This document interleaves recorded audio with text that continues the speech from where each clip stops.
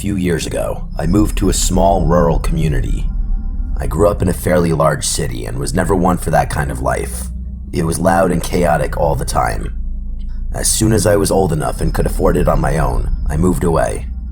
The town I moved to is very small. The surrounding forests and mountains are beautiful, no matter what season of the year it is. It almost blows my mind that this little town isn't more of a tourist trap in the summer and fall. The quiet little town doesn't have much. A few restaurants, a couple bars, a gas station which also does repairs, one supermarket, a small police station, and that's basically it. Even the closest Walmart is like an hour away. My little paradise of a town is really off the grid, and I wouldn't want it any other way. I've been living in this town for over 3 years now, and other than one horrible day, it's been great. But even peaceful towns can sometimes have dark secrets. When I first moved to town, I got a part-time job at the local supermarket. I used to manage one of the grocery store chains in my hometown, so I had a lot of experience. I would go in first thing in the morning and unload the trucks and stock the shelves of the small store. The owner offered a management position, but I turned him down. I only wanted to work part-time, basically so I could have a little extra spending money and an excuse to get out of the house. I have a part-time job that I do online as well, and that's the bulk of my income. I wanted as much free time as I could possibly afford so I could hike and fish as much as possible. There's so many woodlands in this area that it would take me a lifetime to hike them all. Of course, I'm up for the challenge. So every day off, rain or shine, I would find a new area to hike, and I would head into the woods for the entire day. It didn't take me long to start this new lifestyle. Almost immediately after moving into town, I started hitting the trails and trying to meet the locals. At night, I would grab a bite to eat in town, and I learned quickly that everyone in the area was unexpectedly pleasant. Everyone except one. I'm referring to a man named Hector. I should say that Hector wasn't mean or rude. He was just strange, like on another planet strange. The first time I met Hector, I was just arriving at work a little after 5 in the morning, and he ran up to my car window as I was getting out of the car. Where I'm from, if someone does this, you punch them in the face before they can hit you, but not here. I put my hands up in a defensive position and started yelling at him. He screamed in my face and skipped away, legitimately skipped. As I was standing there confused out of my mind, one of my coworkers came up to me and told me that his name is Hector, and he's harmless. Apparently, he's lived in or near town for a long time, but nobody knows exactly where he lives. Everyone assumes he's homeless and probably lives under a bridge somewhere. They just leave him alone and let him wander around because he isn't hurting anybody. It was alarming for him to scream in my face, but if everyone in town claimed he was harmless, then I just went along with it. For the next few weeks, I would see Hector everywhere. It didn't matter if I was going to work at the crack of dawn or leaving the bar after 11. I would see him just wandering the streets. He was a short guy, but strong looking. He was built like an ox. He couldn't have been taller than 5'3" at most. He was always wearing the stained white tank top and wore royal blue pants. I couldn't tell if they were jeans or sweatpants. He had a long, dirty gray beard, and his hair was in a ponytail, even though he was bald on the top of his head. And even with this strange appearance, the most notable thing about Hector was the skipping. Every time you'd see him moving, he'd skip. His blissful ignorance was almost envious sometimes. One morning when I was driving to work, I saw Hector standing on the corner facing the opposite direction of my car.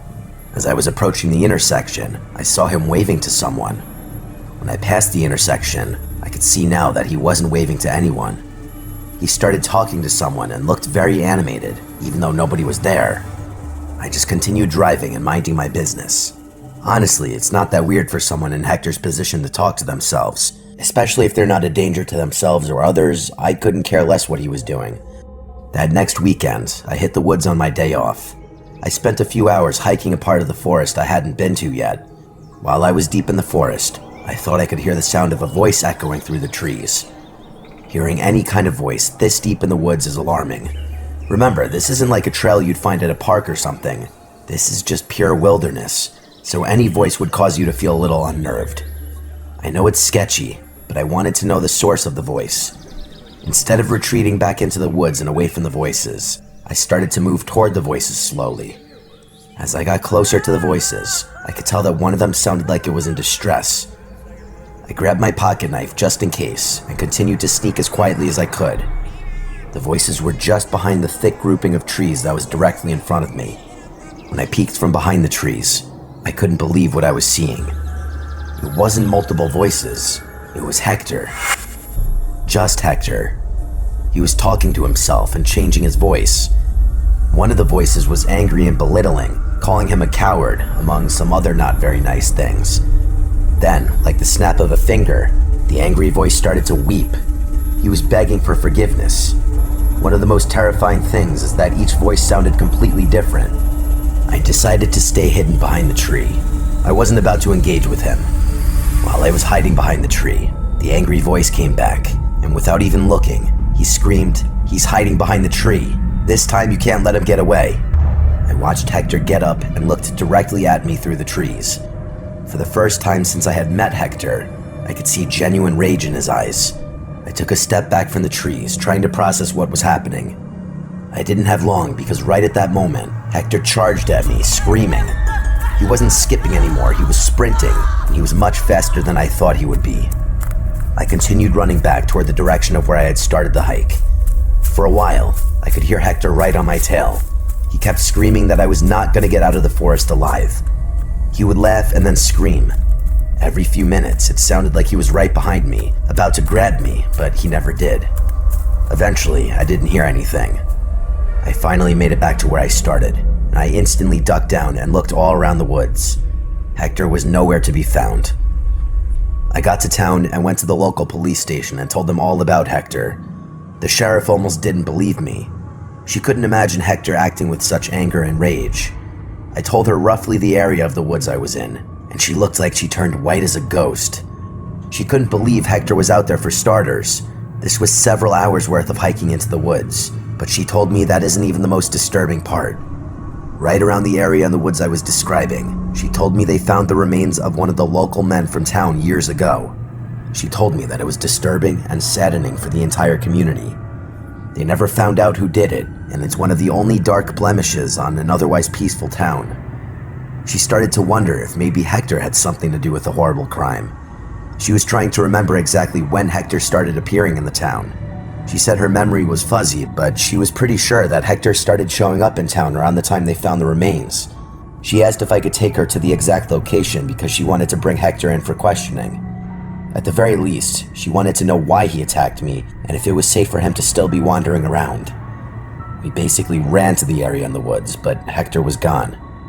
Our sheriff, who is now retired, started to get emotional because this was almost the exact same spot they found the remains all those years ago. They never caught Hector. Nobody in town ever saw him again. It's like he just vanished in the woods that day.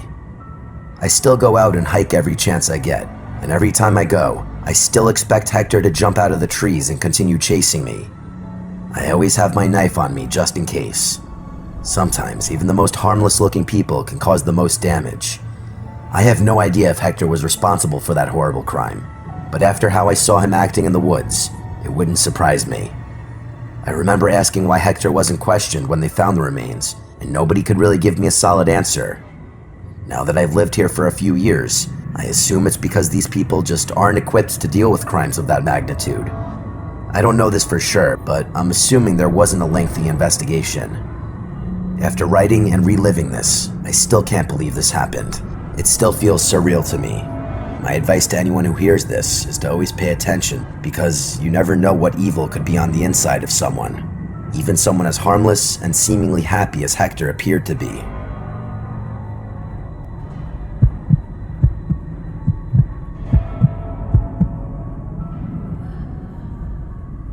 I'm writing this story while it's still fresh in my head. My girlfriend Katie and I just got back from what was supposed to be a multiple-day hiking trip. The reason I'm writing this down is that I'm not exactly sure what happened to us. The more I think about it, the more I start to spiral down a rabbit hole of insane thoughts. 3 days ago, we started this long, planned-out hike in the mountains of upstate New York.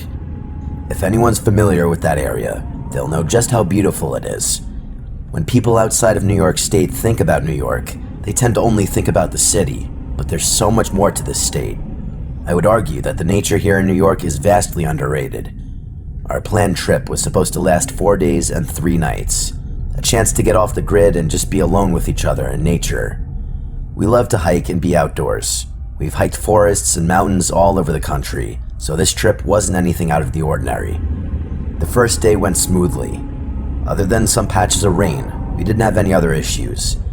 We set up a tent, ate some food, and turned in for bed so we could get an early start on our hike tomorrow morning. During the night, I woke up and noticed that Katie was sitting up. She looked scared, which is out of character for her. I asked her if she was okay, and she sort of tripped over her words at first. Eventually, she got the words out.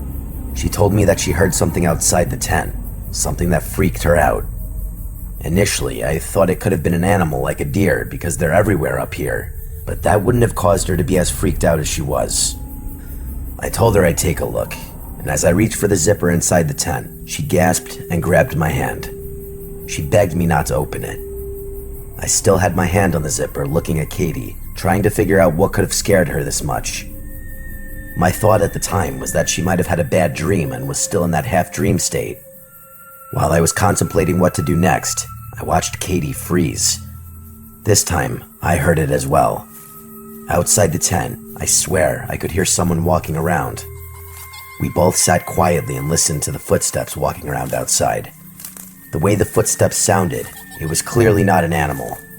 Whoever was outside just kept walking around the tent. Every couple of minutes, the person would giggle. She had a high-pitched laugh. Neither one of us had any idea what to do. It may have been stupid, but we decided our best course of action was just to stay put until dawn and hope that whoever was outside the tent was gone. I'm not sure exactly how long she was outside the tent, but eventually, the sound of her walking around stopped. For a few hours, we heard nothing except the quiet forest. Usually, this sound is our favorite thing in the world, but on that night, the quiet forest had us on edge. At dawn, I slowly left the tent. Thankfully, we were alone. I felt relief for about 5 seconds. As soon as I fully left the tent, I noticed that there were strange rocks all over our little campsite. Rocks I know were not there the night before. These rocks were also stacked and arranged strangely. Katie was ready to pack up and go home, but the idiot that I am convinced her to keep going ahead with our planned hike. The events of the previous night were horrible, but I was confident that it had to be someone messing with us. I couldn't come up with any other rational explanation. The entire day, Katie kept looking over her shoulder. She was convinced we were being followed. Every time I would stop and look around, I wouldn't see anything. We only hiked for half the day. Katie was all done, and I didn't blame her. We set up our campsite and got ready for the evening. Katie begged me to head back tomorrow. If we left at dawn and basically jogged, we could most likely cover all the ground from the last day and a half. The whole point of these hikes is to enjoy them, and she was not enjoying herself. That night, I was sure she wasn't going to be able to sleep. I was wrong. She must have been exhausted. She passed out as soon as her head hit the pillow. It took me a while, but I finally started to get sleepy. Just as I was about to fall asleep, I could hear someone whisper. It jolted me awake. I looked next to me in the tent to see if Katie was awake. I thought that maybe she whispered something to me, but she was still out like a light. Then I heard the whisper again.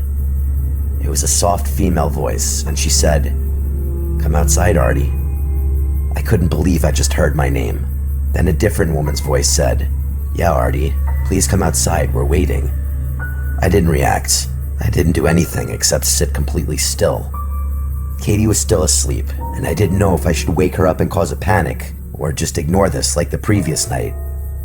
They didn't whisper anymore, but I could hear them running around the tent. It wasn't like the previous night when they were walking. They were for sure running now. To make things worse, while they were running, they started to laugh uncontrollably. These high-pitched laughs were the worst thing I've ever heard. It was like they were cackling. During the laughing, one of the voices got much deeper and louder, and she shouted, "Come outside now." With the loud voices and all the activity outside the tent, Katie was now awake. She instantly panicked and wanted to know what was going on. I can't imagine how disoriented she must have been waking up to screaming and laughing outside the tent. I didn't even have a few seconds to explain to her what was going on, because these women outside started messing with the tent, almost like they kept leaning into the sides of it. Then they would try pulling the tent, and somehow they'd actually move us a little bit. During all this chaos, the women outside continued to laugh. I have to admit, I had no idea what to do. This was way beyond anything I'd ever dealt with. I was scared, and I could tell Katie was horrified.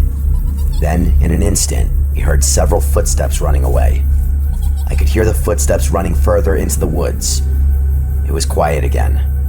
For 30 minutes, Katie and I just stared at each other. We didn't say one word. Neither one of us had any idea what just happened, or how to deal with it. After the 30 minutes had passed with no other sounds, I decided I was going to unzip the tent a little bit and just see if we were alone. I slowly unzipped the tent while Katie squeezed the life out of my arm. Standing about 20 feet from the tent was an image that will be burned into my head for my entire life. It was a young woman who looked like she was in her 20s. She was staring right at me, smiling, almost like she was waiting for me to unzip the tent. She had a white dress on, which is crazy because we were in the woods in the middle of the night. She waved at me. I zipped the tent up and sat there speechless. Katie looked over my shoulder when I had the tent unzipped, and she saw the woman as well. Her reaction was the same as mine. For the rest of the night, we sat and held each other. At any moment, we expected that woman to charge the tent. However, nothing happened. At dawn, I slowly unzipped the tent again. She wasn't there anymore. Just like the previous morning, there were rocks scattered all across the camp in strange formations. There were also sticks tied together that made weird symbols I didn't recognize, and neither did Kate. Trust me, I know how this sounds, and I can't believe it either. It sounds like something out of a nightmare. We packed up our stuff, made sure to leave all the rocks and sticks there, and we darted out of those woods. We nearly sprinted instead of jogging. It took less than a day for us to make it back to our car. We drove back to our apartment practically in silence. I told her that as soon as I get home, I'm writing the story and sharing it. As much as we love the woods, I'm in no hurry to go back, especially not those woods. I guess the logical answer still is that someone was just messing with us. I don't know why anyone would go through that much effort for a joke. It seems insane. Any other conclusion I come to makes me question everything I know. This felt sinister. I mean, how the hell did she know my name? I hope we can move past this. It makes me think maybe monsters really do exist.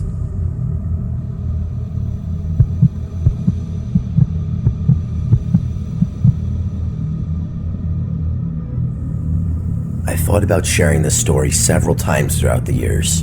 I've been sitting on it for a while. I don't talk about it a lot. I guess the main reason I don't like talking about it is that I struggle to fully explain what happened. Every year since we graduated high school, my friends Theo and Carlos, along with me, would spend a weekend in the woods. Something we still do today, even though we're all married now. It's a tradition we started. No matter where life takes us, we always get together at least once and spend quality time together. When we were kids, we loved exploring. We'd trek the woods in town where we grew up. One thing we were obsessed with was caves. We found a cave while we were walking through the woods when we were 16. As we got older, we would go further out into the woods searching for caves. That was our thing. Over the years, I think we've only found 3 or 4 caves. As we got older, our trips were more for friendship than exploring. Our little expeditions were safe, and the biggest risk we would have was just wildlife, which, even after all these years, was never an issue for us. One day, while we were together on one of our trips, we stumbled across a cabin that was legitimately in the middle of the woods. We approached the cabin just like every fool in every horror movie that features a rundown cabin in the woods. We were even joking among ourselves that we were in a horror movie cliche. We looked through the windows, and clearly this place was abandoned. It was almost empty inside except for a few pieces of furniture that were destroyed. Carlos wanted to go inside the cabin and check it out. We didn't disagree. Going inside the cabin may seem like a hell no moment for some, but honestly, it's not that weird. We've seen some crazy things in the woods over the years. For example, one time we found this huge clearing in the woods that had a creepy makeshift village. It had all these small huts, and it was filled with giant mounds of debris and trash everywhere. It was scary at first. We found out after that it was once living quarters for residents of a traveling circus that was in the area for a while, way back in the day. So needless to say, there is weird stuff in the woods. A clearly abandoned cabin is far from something that would send me running. It's just more unexpected than anything else. We loved it when we would find something weird like this. Getting to the bottom of whatever we found was something we all looked forward to. As we walked inside the cabin, I had already started to ask myself questions. First, why was there a cabin so far out in the woods? I should mention that it's a stretch to refer to this as a cabin. It was like a large shed just built with wood. I feel like it's just easier to call it a cabin. The whole building was one room. There was no plumbing, no electricity, and no roads that led to or from it. It felt like the air was dry in there, almost hard to breathe. Carlos started to pick through some of the pieces of the broken furniture to see if anything was salvageable, but it wasn't. There wasn't much to investigate in there, since it was just a big square. While we were standing there talking, we kept hearing a weird sound we couldn't identify right away, which was weird given how small the cabin was. It sounded like something dragging in the dirt, not a typical noise you hear in a cabin or any other house. The sound was coming from underneath us. The cabin didn't have a basement, at least not one we could see, so hearing this noise was strange. I even put my ear to the floor so I could listen, and while I was down there, it was unmistakably a noise coming from under the floor. I got up and started kicking the broken furniture around, looking for a latch or a small door in the floorboards. In the far left corner of the cabin, underneath some dust and debris, was a rusted handle on the ground. I had to open it and see what was under this cabin. I lifted the door, and the odor coming from the dark underneath the cabin almost made me throw up. It just reminded me of rotten meat. I grabbed a bandana from my backpack and wrapped it around my nose. It didn't fix the issue, but it made it slightly more manageable. Before descending the ladder, I tried looking around to see if I could see what was making the noise. It was too dark to see anything, but the noise was louder, and I could say with 100% certainty that the noise was for sure coming from down there. As I went down the ladder, the first thing I noticed was how unnaturally cold it was down there. It was like that cold feeling of being in a basement, but way worse. I used my flashlight and looked around the dark room. The ground was stones, and the only other thing I could see was two giant structural beams on each side of the room. Carlos and Theo asked if I saw what was making the noise, and before I told them no, I got a different answer. Limping from behind one of the structural beams was a normal-looking guy. He had a green t-shirt with a pair of jeans. He was clean-shaven with dark hair that was on the messy side. As soon as he limped past the beam, I yelped. It startled me so bad that I couldn't even scream properly. But the man didn't acknowledge me at all. He just kept limping from the left side of the room to the right side. He was dragging his right foot on the ground. That was the sound we heard before finding the dark room. The man didn't seem well, even though he wasn't that old. Not only was he limping and dragging his foot, but he was also breathing heavily. I shouted to the man, asking if he was okay. I could hear Carlos yelling at me to shut up and leave him alone. Theo came halfway down the ladder, saw the man limping, and went right back up. I don't blame him. After I shouted a few times, asking if he was okay, he still didn't even acknowledge my existence. I moved a little closer to him, and I noticed that he was mumbling something under his breath. Whatever he was saying, it was clearly not English, although I'm not a linguistics expert. I was a few feet away from the man, and he stopped limping and stood completely still. He turned just his head to look at me. Then he turned the rest of his body. After that, he didn't move. He wasn't mumbling anymore, and he wasn't breathing heavy either. I started to slowly back away and head back toward the ladder. The entire time, he didn't move a muscle.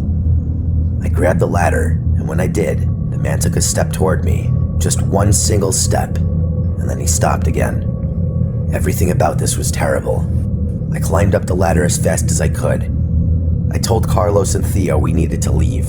Whoever was down there was not well, and I was pretty sure he could have been dangerous. We looked down the ladder one last time, and standing at the base of the ladder, staring directly up at us, was the man. He wasn't moving, but he did have one hand on the ladder like he was thinking about climbing up.